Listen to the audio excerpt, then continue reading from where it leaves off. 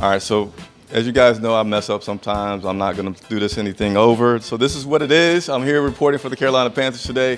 I forgot some of my equipment, so I got somebody holding the camera for me. We got rain going on out here, but we're going to make it work. So today, I'm going to start with the injury report for the Carolina Panthers. They had a few injuries from Sunday's game, but in no particular order. The guys that did not participate in practice were Cameron Artis-Payne, Marquise Haynes. They had no injury-related outs.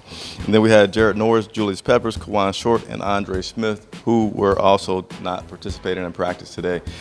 We had Greg Olsen, which was limited participation in practice, but he's looking pretty good to play on Sunday, and we'll talk a little bit more about that in a second. In full participation was Ryan Khalil. He was out. He left the game Sunday with that injury, his neck injury, but everything is looking good for him this week as he had a full participation in practice. So, as I mentioned earlier, the setup is a little different today because of the weather that's out here, and Coach Ron Rivera was asked about the fact that, they don't have a practice field that's indoors. Would it be helpful to have one? And he said, of course it would be, but right now he doesn't have one, hasn't had one since he's been here, so he's not going to really focus on that. But some things that he could see as a benefit was last week, it was warm. You get concerned about guys needing IVs to stay hydrated.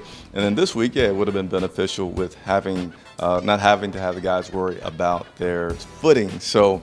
But again, we're not going to worry about it because we don't have it. And if we get it, we'll be happy about it at that point. So Thomas Davis returned to the field this week, and Coach Rivera said he could definitely feel the energy level being increased with Thomas being out there. I know Cam said that he's happy to have the gang back together, which also includes Greg Olsen's return. But the Carolina Panthers will have Davis participating in practice all week, but they have an exemption. So later on this week, look for a move that the Carolina Panthers will make once they activate Thomas back on the roster. And Greg Olsen back practicing once again. He practiced last week. He said he's feeling good.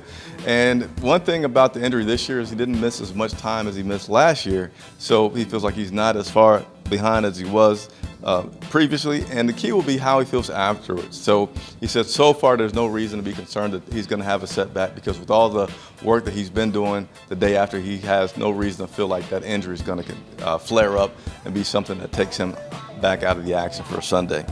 Last but not least, I always say I work for you guys. Send me your questions, and I had a question to come through, and it was about Dante Jackson and those rookies. If the expectations are going to increase or should they remain the same? Ask Coach Ron Rivera about that. He says, you know what?